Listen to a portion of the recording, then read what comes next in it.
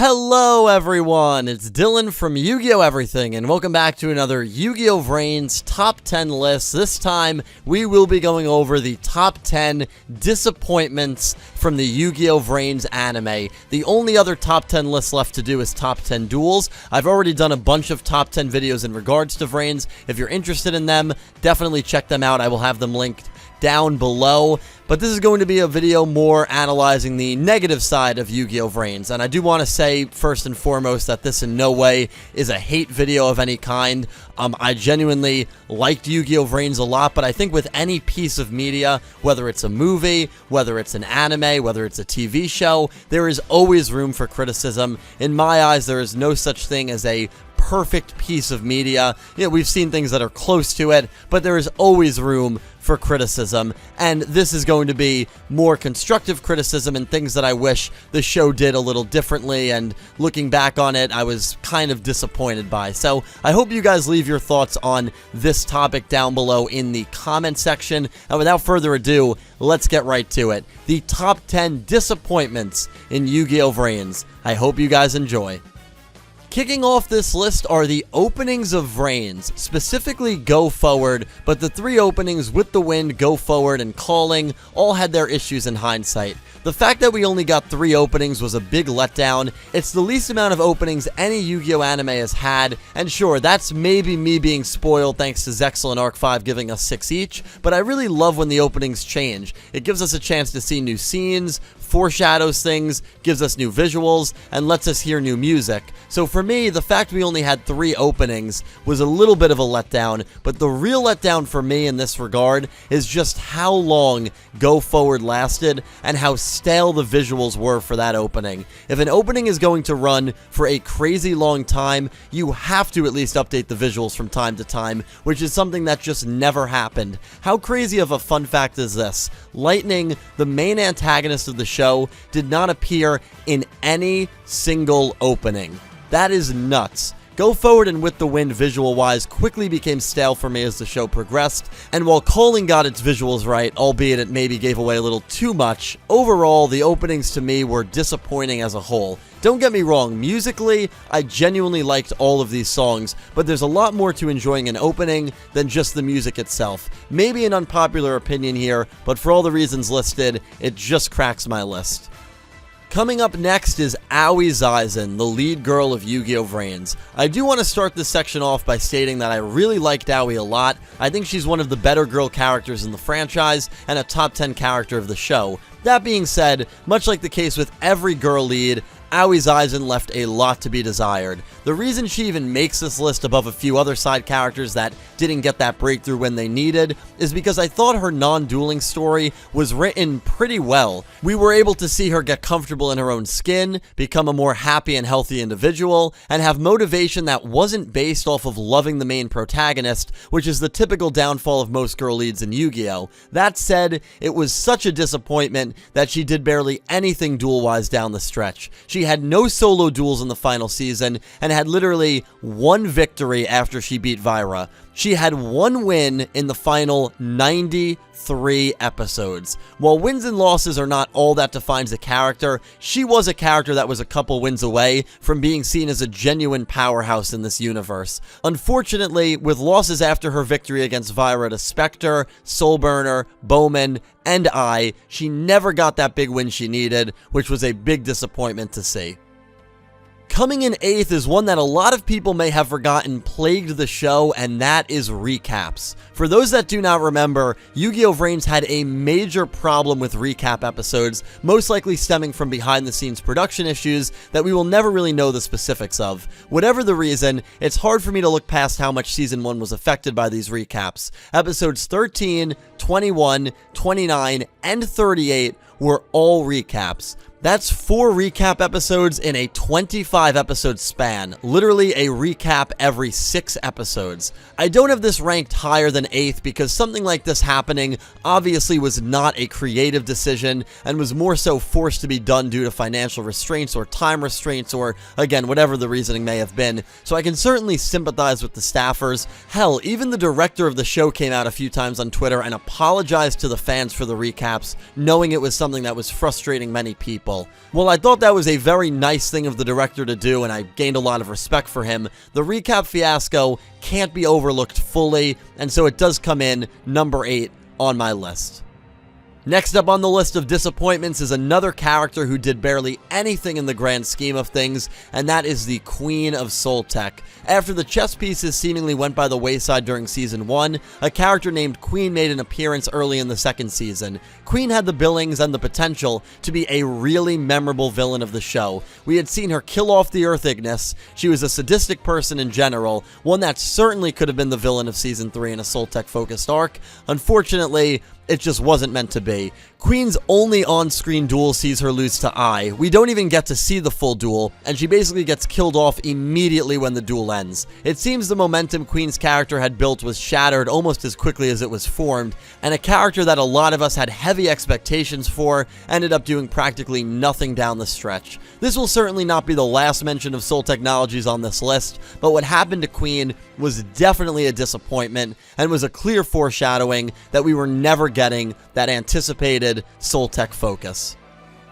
Just missing out on the top 5 for me is the Knight of Hanoi spy at Soul Technologies. I knew there were going to be a few entries that were going to overlap between this list and the top 10 unanswered questions list, and this is certainly one of them. In episode 76, Yusaku claims that the Knights of Hanoi have a spy at Soul Tech, and that is how Ryoken is aware the Earth Ignis cannot be revived. Ryoken does not deny this accusation, and instead coyly smiles as if to confirm to the viewer that there is indeed a Hanoi spy lurking within Soul Tech.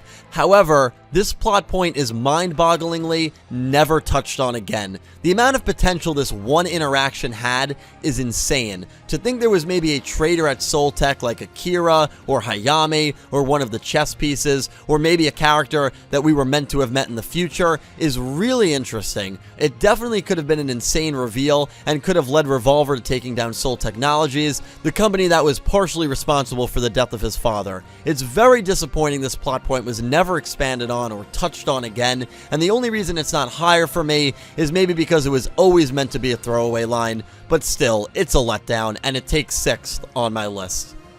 Cracking the top 5 is the use of all the summoning methods. After Yu-Gi-Oh! Arc 5 concluded, I personally felt that the one thing the show did really well was how they utilized all the summoning methods. I even made a video talking about how I wish this was the precedent for Yu-Gi-Oh! Shows going forward. Seeing all the methods and mechanics utilized to their fullest in the show made for some really entertaining duels. Unfortunately, this was not the case for a long time in Yu-Gi-Oh! VRAINS. The only summoning mechanic that we witnessed the entire first season was links. No signs of fusions, synchros, anything. Season 2 brought us rituals, fusions, and XZs, but the way they were just shoehorned into the show without any sort of explanation after not showing up at all in the first 46 episodes felt kind of flat to me. And of course, not all the methods ended up showing up.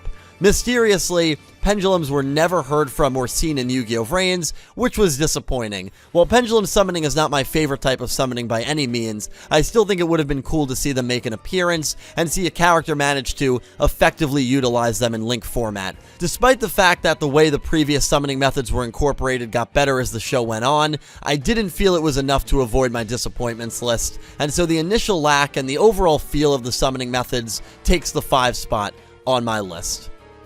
Coming in 4th place is another character disappointment, and that is Spectre. More specifically, what happened to Spectre in Season 3. Spectre was one of the most fun and insane characters to watch on screen. He mentally tore up Aoi's Aizen and defeated her in a duel, then quickly got inside the head of Playmaker, barely losing to him. He had a phenomenal duel against Lightning, where he reversed his extra link, but fell a little short in the end. His loss to Lightning was the symbolic and quite literal death of his character. Spectre would appear at the start of Season 3 upon his revival, but would not utter a single word during the season until the final 4 minutes of the show. He would lose to Ai in an off-screen duel, a duel that had so much potential, given that Spectre was the one connected to Earth, and well, it's Spectre. Any duel involved with him had potential to be a gem. The treatment of Spectre in the final season of VRAINS, and really the final 35 or so episodes, was just criminal, and what happened to him was one of the most disappointing ends to a character arc that I have ever seen in the history of Yu-Gi-Oh! Winning the bronze medal for this topic is Playmaker's undefeated record. Yusaku Fujiki becomes the first main protagonist to have never lost a duel. I know a lot of people might point out Yusei, but Yusei very clearly lost to Jack in a flashback, and realistically lost to Kiryu during the actual events of the show. That duel technically was a no result, but he realistically lost, no one argues that. Even so, the one gripe with Yusei that a lot of people have is that he was a bit of a Mary Sue.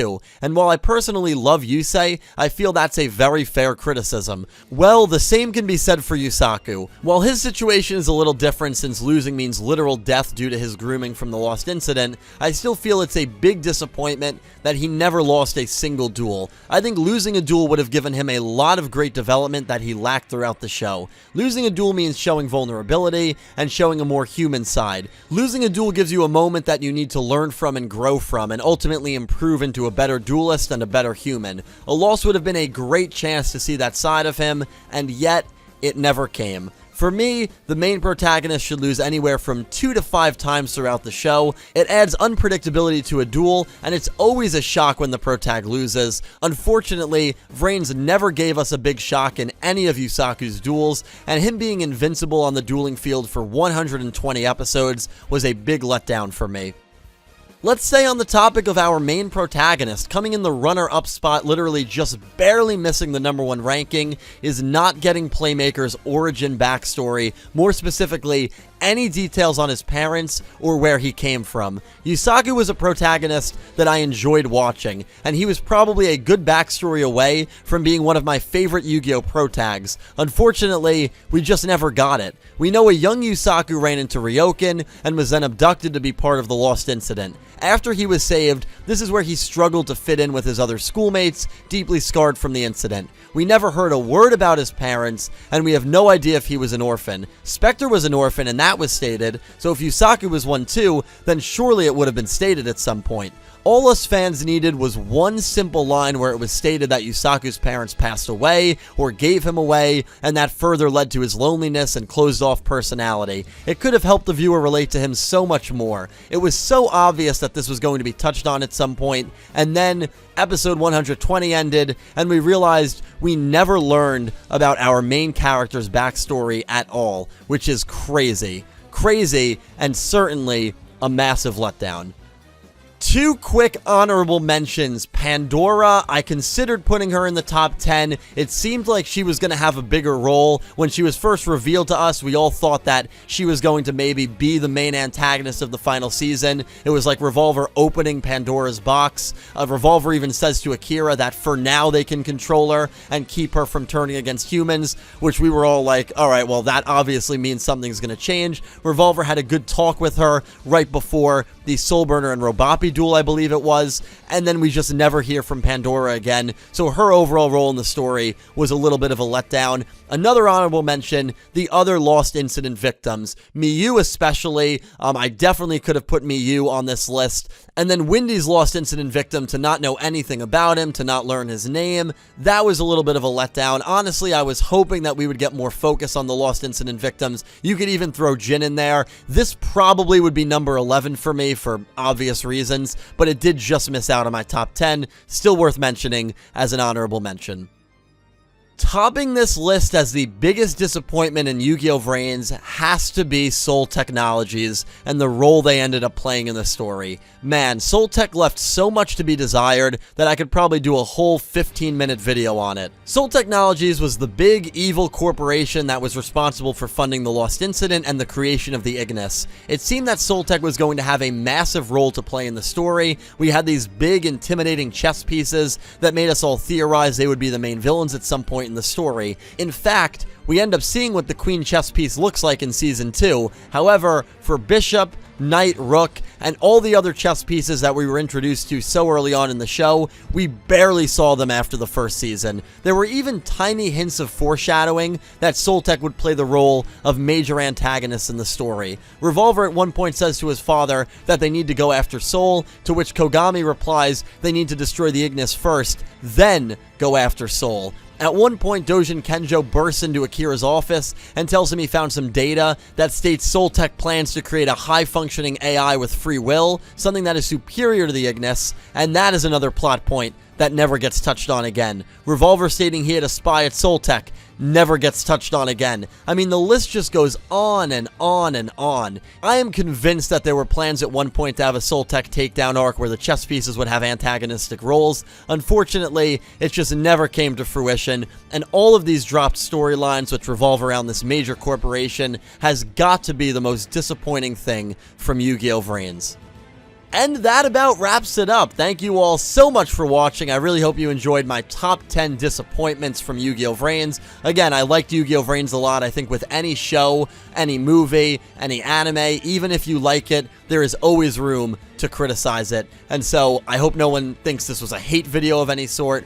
And I hope I listed out my rankings with substantial reasonings, and I really hope you guys leave some things that you were disappointed with regarding Yugioh VRAINS down below. Really excited to hear from you and talk to all of you. A special thank you to my Platinum tier patrons Alexa Baker, Glen McGookin, Jorge Carrillo, James Rose, Horace Maye, Goosey Q, Vincent Van Der Veen, Panther J, Smith620, Jorge Leon, and Blue Maiden 28, and to my Diamond tier patrons Jesse Wood, Latrell Smith, Sean, and Melinda Phantom, and to my Egyptian God tier patrons Joss Rivers and Syn Cloud. Thank you to everyone from the bottom of my heart for supporting me on Patreon and being a channel member. It means the absolute world. And a big thank you to everyone who just watches these videos. I would not be able to do this without you all. Yugioh VRAINS top 10 duels will be out before Jump Festa, which is December 20th, so be on the lookout for that. Thank you all so much for watching. I will talk to you down below, and I hope you have an amazing day.